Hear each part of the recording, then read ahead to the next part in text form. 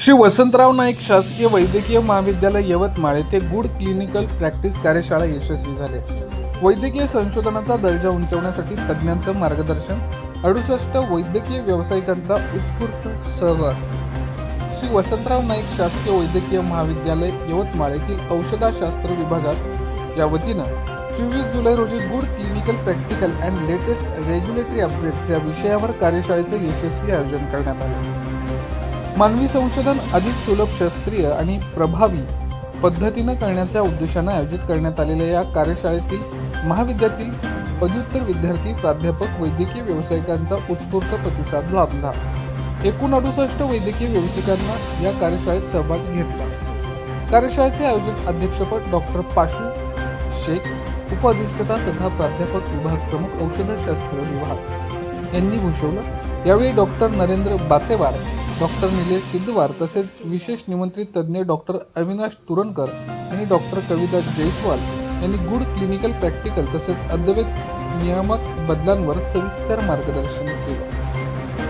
महाविद्यालयाचे प्राचार्य डॉक्टर प्रशांत तरुण उईके यांनी कार्यशाळेत मार्गदर्शन करताना वैद्यकीय संशोधनाचे महत्त्व अधोरेखित केलं।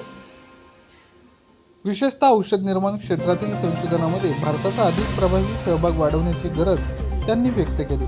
डॉक्टर रवींद्र राठोड यांनीही विद्यार्थ्यांना संशोधनाच्या विविध पैलूंवर मार्गदर्शन केलं। कार्यक्रमाचं सूत्रसंचालन डॉक्टर अपूर्वा आडे आणि डॉक्टर नेहा धांडे यांनी केलं, तर डॉक्टर शुभांगी बेले यांनी आभार प्रदर्शन केलं। कार्यक्रमाच्या शेवटी सहभागींना प्रमाणपत्र वितरण करण्यात आलं। या कार्यशाळेच्या यशस्वी आयोजनासाठी डॉक्टर सायमा शेख, डॉक्टर मयंक प्रधान तसेच फार्माकोलॉजी विभागातील doctor Neha Agarwal, doctor Anil Nikam, doctor Sanket Jawale, doctor Nikhil, doctor Oshan Shivarkar, doctor Mansi Kothale, doctor Sakshi Chandankar, Shri Bhushan Bobde, Shri Piyush Jadhav आणि इन्स्टिट्यूशनल एथिक्स कमिटी यांचे मोलाचं सहकार्य केलं।